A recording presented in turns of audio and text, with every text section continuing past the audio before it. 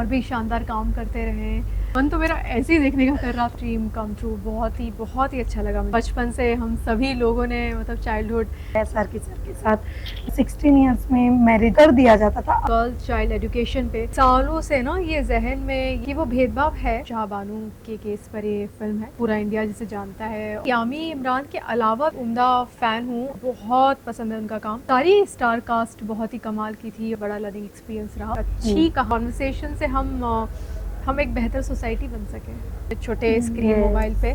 तो ये एंटरटेनमेंट के साथ मैसेज ओरिएंटेड हो। इतना मुश्किल होता है एक औरत के लिए। डॉक्टर्स हैं जो कि प्रैक्टिस नहीं कर पाते। हाय एवरीवन, मैं हूँ आरजू ठाकुर और आप देख रहे बजो का वेल। आज हमारे साथ फरीदी मैम। वेल मैं बता दूँ कि उनके आने वाली है मूवी बहुत जल्द ही 7 नवंबर को। बट उनसे पहले मैं जानना चाहूँगी ma'am, first of all welcome to बजो का। कैसे हो आप? थैंक यू सो मच, मैं बिल्कुल ठीक हूँ। कॉन्ग्रेचुलेशन, आपकी फिल्म आ रही है। मैं उसके बारे में जानना चाहूँगी। जिस तरीके से हमने देखा हक, मैं थोड़ा जानना चाहूँगी कि ये किस बेस्ड है। हमने देखा एक फेमिनिज्म पे आया है, थोड़ा आप अगर बता सको।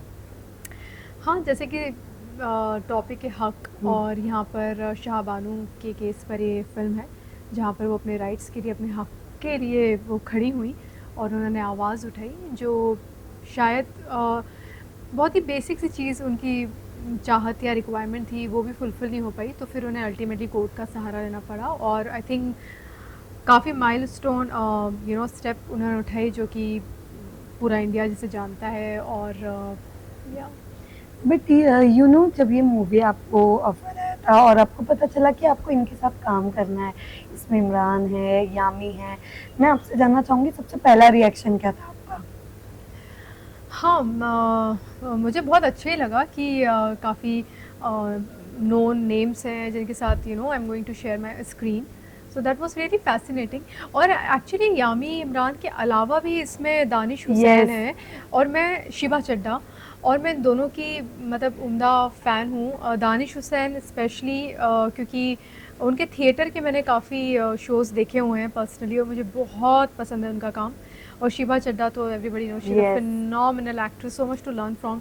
तो सारी स्टार कास्ट बहुत ही कमाल की थी, और इन सारे लोगों के साथ काम करना, स्क्रीन स्पेस शेयर करना मेरे लिए बहुत बड़ा लर्निंग एक्सपीरियंस रहा। और सुपर्ण वर्मा जो फिल्म के डायरेक्टर हैं, वो भी बहुत ही कमाल के डायरेक्टर है, और बहुत ही टेक्निकली इतने साउंड हैं कि उन्हें पता है कि फालतू के टेक्स वो लेते ही नहीं थे।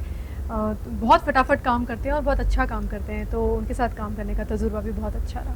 यस, बट यू नो, जैसे हमने ये प्रोमो मतलब इनका जो ट्रेलर देखा, टीजर देखा, इससे हमें एक चीज़ बहुत रिलेट हुई कि जो चीज़ें उसमें बताई जा रही है ये पहले भी हो चुके हैं। जहाँ पर कहीं ना कहीं वुमेन्स अपने लिए राइट्स नहीं ले पा रहे, अपने लिए वो हक के लिए आवाज़ नहीं उठा पा रहे। मैं जानना चाहूँगी, जब ये कर रहे थे, क्या लगता है कि ये बिफोर आफ्टर कितने चेंजेस दिखाई दे, और कहीं ना कहीं ये काफ़ी वुमेन से रिलेट हो रही है उनकी ये चीज़ें? हाँ, आई थिंक ये समझ मुद्दों पर बातें होना हो ही रही हैं काफ़ी टाइम से। अपने अपने स्तर पे, अपने अपनी कैपेसिटी में लोग अब बातें करना शुरू कर दिया है। पिछले कुछ डेकेड में हम ज़्यादा देख रहे हैं, फेमिनिज्म जैसे मूवमेंट ज़्यादा देख रहे हैं, which is so good.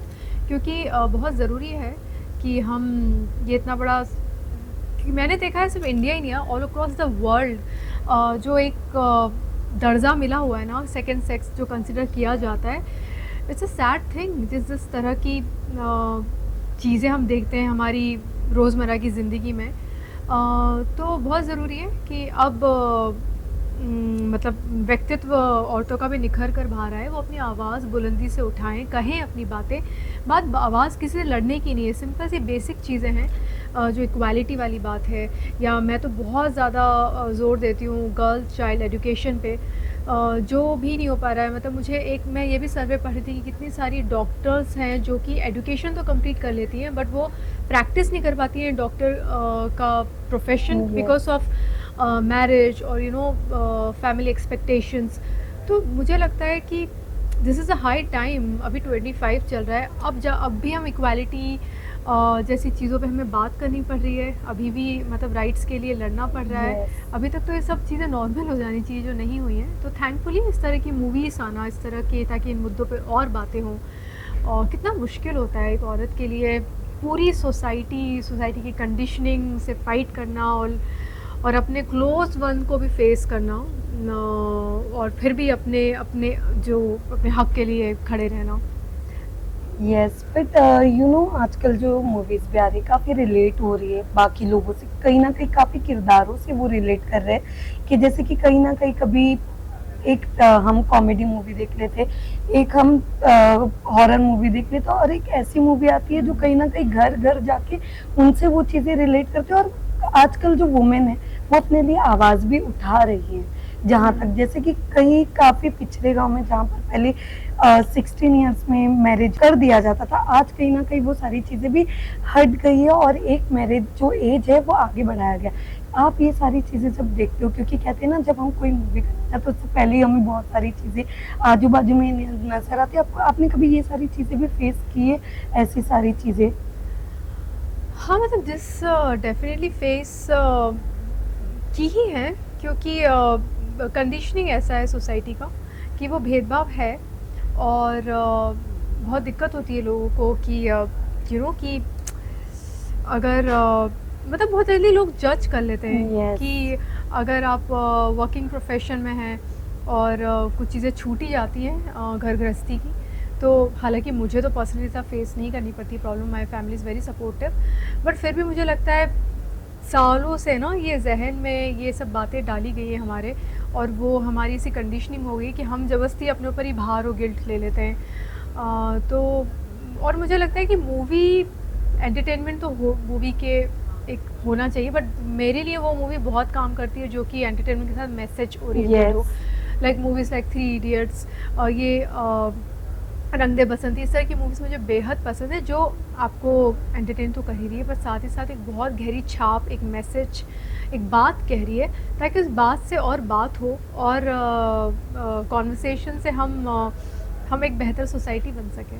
Yes, but जैसे कि हमने आजकल देखा है, फिल्म्स हो या वो टेलीविजन हो, आजकल वो ज़्यादा नहीं चल पा रहे। फिल्म्स में भी कुछ कुछ फिल्म्स अगर चल रही है तो बहुत अच्छी चल रही है या तो नहीं। मैं आपसे जानना चाहूँगी बिफोर और आफ्टर चेंजेस आपने भी देखा है?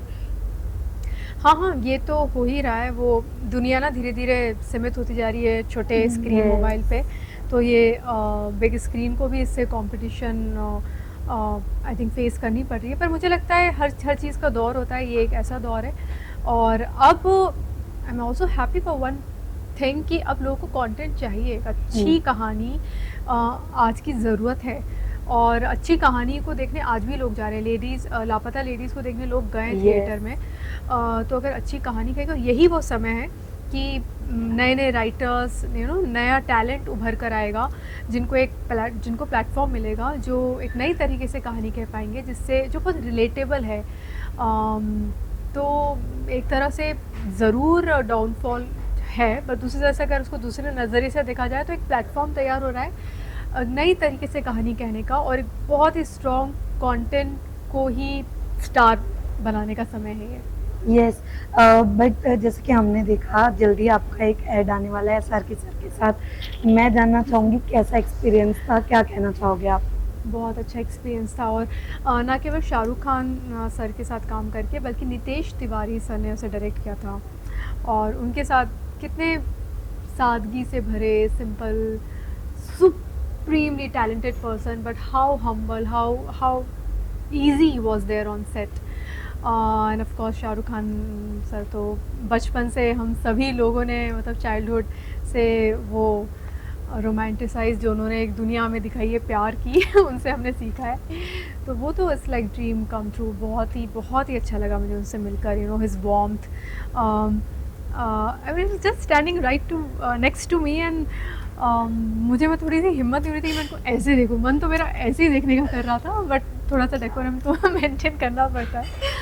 पर या but I could still smell him तो बट कुछ बातचीत या उन्होंने कोई हाँ, ऐसे आपसे मिलने के बाद कुछ कहा उनका हो? जेस्चर इतना अच्छा रहता है, वो इतने प्यार से आके आपसे वार्मली मिलते हैं, आपको थैंक्स कहते हैं। शॉर्ट होने के बाद वो मेरे पास आए, थैंक यू बोल के गए, तो बहुत बहुत ही वार्म एंड इतना कंफर्टेबल फील कराते हैं, हम भूल जाते हो कि हम शाहरुख खान के साथ खड़े हैं, मुझे लगता है हाँ कोई एक्टर है काम कर रहे हैं, तो वो ग्रेटनेस होती है। वो ग्रेटनेस रिफ्लेक्ट कर जाती है। यस, और उनका 60th बर्थडे भी आने वाला है, तो या क्या विश देना चाहोगे आप? बस वो इसी तरह से और भी शानदार काम करते रहें, और क्या ही विश दूँ मैं उनको। ऐसी कौन सी चीज़ नहीं है जो उन्होंने हासिल या उन्होंने अचीव नहीं की है। बस अच्छी हेल्थ उनकी बरकरार रहे, और उनके ज़रिए हम और भी नई कहानियों को देख सकें, कहानियों को महसूस कर सकें, ऐसा कुछ चाहूँगी मैं।